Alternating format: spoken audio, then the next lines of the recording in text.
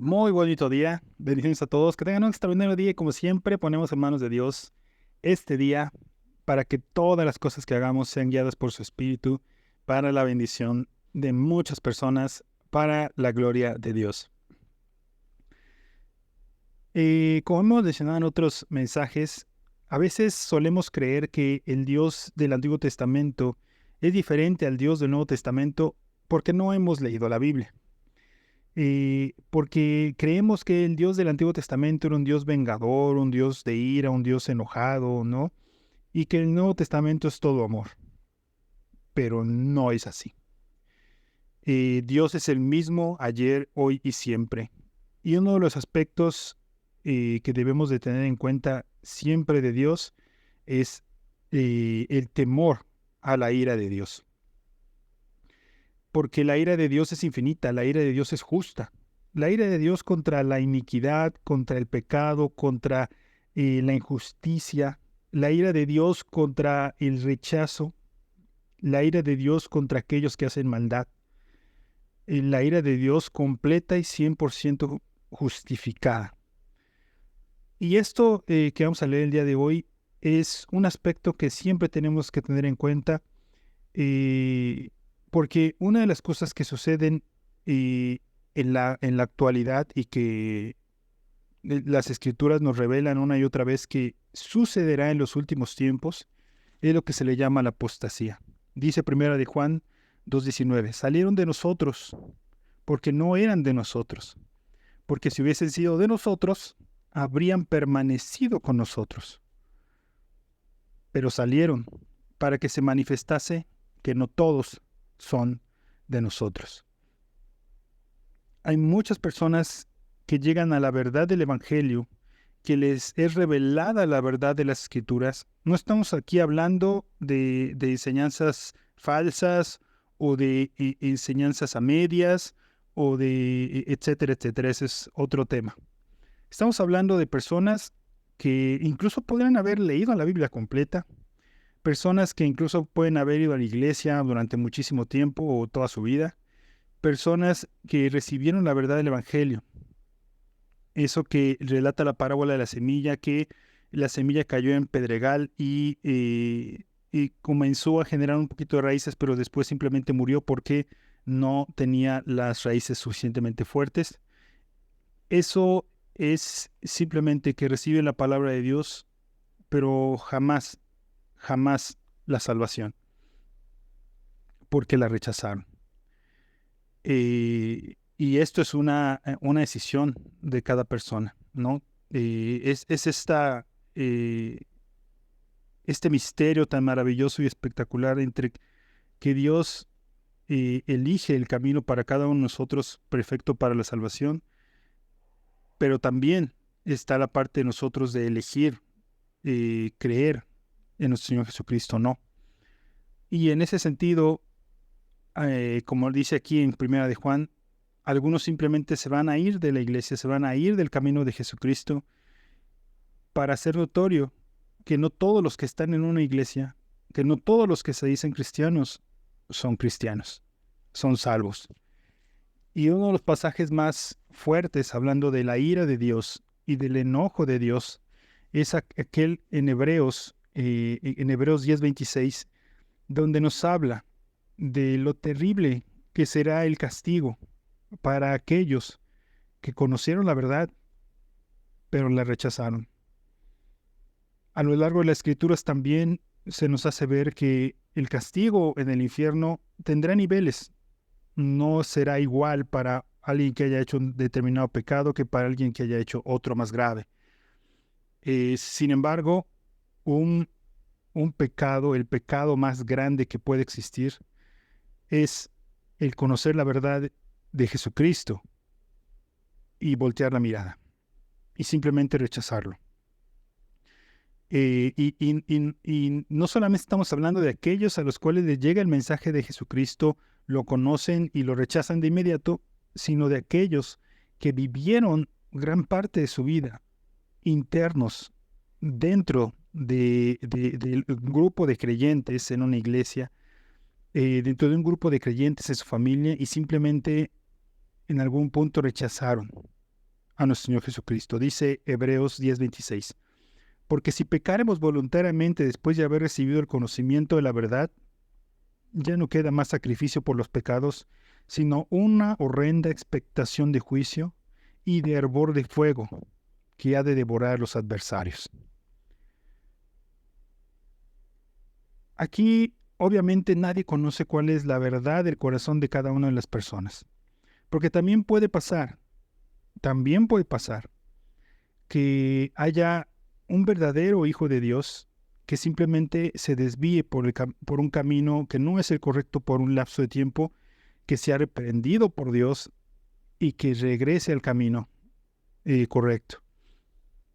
Nosotros no sabemos si ese es el proceso que puede estar viviendo alguien que conocemos. Solo lo sabe Dios. Pero cuando es el camino, que es simplemente el separarse por completo de la verdad, solo queda más allá que una horrenda expectación de juicio y el hervor de fuego que ha de devorar a los adversarios, el infierno. Ya no hay más que hacer. Cuando alguien conoce la verdad del Evangelio y simplemente no la acepta, no la quiere, la rechaza, no hay más que hacer. Continúa diciendo, el que viola la ley de Moisés por el testimonio de 2 o 3 testigos muere irremisiblemente. ¿Cuánto mayor castigo pensáis que merecerá el que pisoteare al Hijo de Dios y tuviere por inmunda la sangre del pacto en el cual fue santificado e hiciere afrente al Espíritu de gracia? Pues conocemos al que dijo, mía es la venganza. Yo daré el pago, dice el Señor. Y otra vez, el Señor juzgará a su pueblo. Horrenda cosa es caer en las manos del Dios vivo. En el Antiguo Testamento, cuando una persona pecaba y 2 personas, como dice aquí, 2 testigos, testificaban que esa persona había caído en pecado y era un pecado de muerte, simplemente el castigo era la muerte. Pero aquí nos hace ver que eso es nada comparado con el castigo que caerá sobre el alma de la persona que pisoteare al Hijo de Dios, que tuviere por inmunda la sangre del pacto en la cual fue santificado, que hiciera afrenta al Espíritu de gracia, es decir, que conoció la verdad, supo quién es Jesucristo, supo lo que hizo por nosotros, conoció su obra, conoció el pacto nuevo, conoció toda la verdad. Toda la verdad. Y como dice aquí, como dice Dios, mía es la venganza. Pero la venganza no cae solamente sobre aquellos que no conocieron a Jesús, sino que aquellos que lo conocieron y lo rechazaron. Judas es un ejemplo perfecto de esto que estamos hablando. No solamente lo escuchó o lo leyó o lo reconoció en las Escrituras, sino que vivió con él 3 años. Caminó con él 3 años. Vio los milagros, escuchó de su boca la verdad. Vio con sus ojos la única verdad, el único camino, la vida eterna, y lo rechazó. Horrenda cosa es caer en manos del Dios vivo. Es una de las peores cosas que le pueden pasar a un alma. El castigo que sufrirá en el infierno por haber conocido al Hijo de Dios y haberlo rechazado. ¿Qué queda con nosotros o qué nos queda a nosotros cuando vemos que un hermano o vemos que alguien que amamos está cayendo en ese proceso? Orar por él. No queda otra cuestión. Orar por él. Obviamente, cuando alguien que queremos y que nos tiene la confianza, podemos simplemente acercarnos a él y hacerle ver el camino que está tomando. Pero simplemente muchas veces es orar por él, porque el único que puede transformar ese corazón de piedra es el Espíritu de Dios. El único que puede cambiar las cosas es el Espíritu de Dios. Y puede ser que esa persona no haya rechazado a Jesús, no haya rechazado el Evangelio. Simplemente, como dice la palabra, se deslizó en el pecado. Simplemente está cayendo en las costumbres del mundo por un instante, y debemos de orar para que Dios lo traiga de vuelta a sus pies, en arrepentimiento y fe. Que simplemente ha sido un desvío y que regrese a los pies de nuestro Señor Jesucristo. Orar todos los días por esas personas que conocemos todos, que conocieron la verdad y ahora parece que ya no la recuerdan. Y en manos de Dios queda su alma.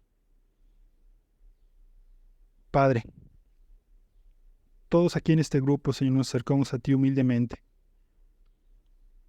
con un corazón humilde, para rogarte, Señor, rogarte por todas aquellas personas que están a nuestro alrededor, nuestros amigos, nuestra familia, nuestros hermanos, Señor, que han desviado su camino,